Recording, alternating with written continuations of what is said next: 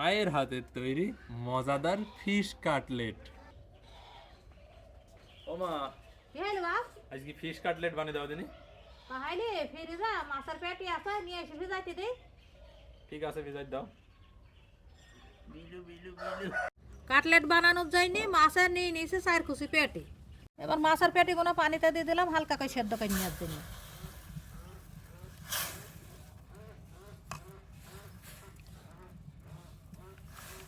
পানিতে একটু নুন দিয়ে দিলাম। মাছটা একটু সেদ্ধ হইতে হইতে মশলাপাতি বেটে নিয়েছে।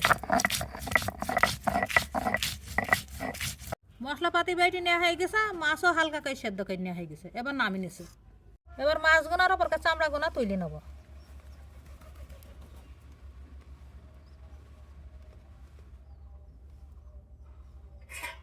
মাছের চামড়া ছুড়ি নেওয়া হয়ে গেছে, এবার কাটা গোনা বের করে নিয়েছে।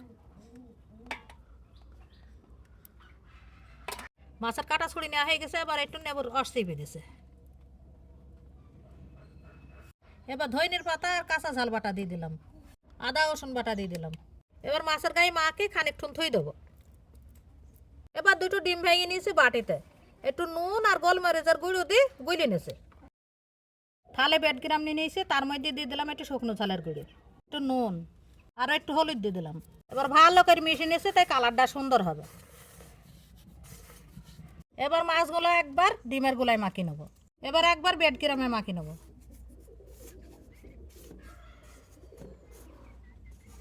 এবার আবারও একবার ডিমে মাখিয়ে নিতে হবে, দিয়ে ফের আবারও 1 গ্রামে মাখিয়ে নিচ্ছে।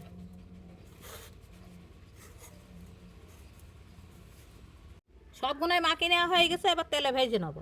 তেল গরম হয়ে গেছে, এবার তেলে দিয়ে ভেজে নেবো।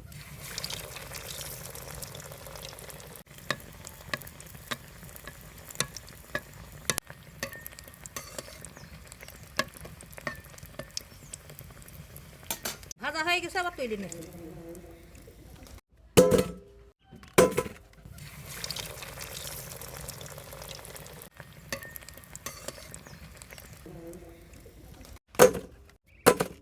এ দেখো বাপ, কাটলেট বানানো হয়ে গেছে, খেয়ে দেখো। দেখতেই তো পাচ্ছেন কতটা লোভনীয় হয়েছে, আর রেসিপিটা কত সহজ। এবার খেয়ে দেখা যাক। একটু সস লাগিয়ে নিলাম। এইবার বিসমিল্লাহ।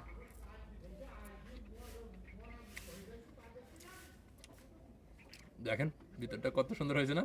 খেতেও দুর্দান্ত স্বাদ, মানে যাই বলবো মানে কম হবে, একদম অসাধারণ।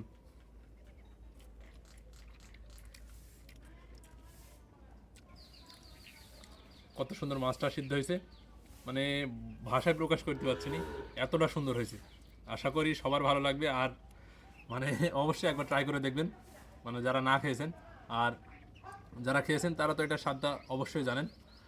খেয়েছেন কে কে আর এখনও খাননি কারা, তারা অবশ্যই কমেন্টে জানাতে ভুলবেন না। আর যদি না খেয়ে থাকেন কিন্তু ট্রাই করতে পারেন অবশ্যই। এটাকে আমি 10-এ 10ই দিতে বাধ্য।